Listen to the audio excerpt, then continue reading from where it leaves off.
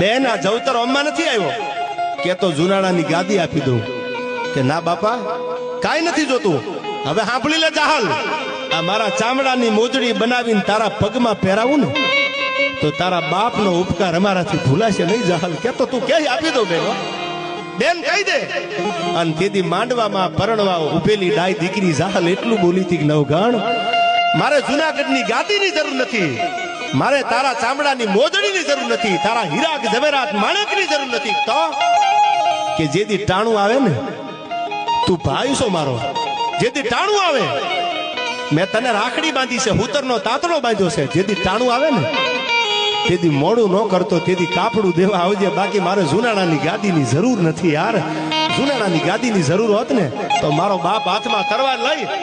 અને 12,000 આયરો તેથી યુદ્ધના મેદાનમાં ઉતરી ગયા આ દીકરી છે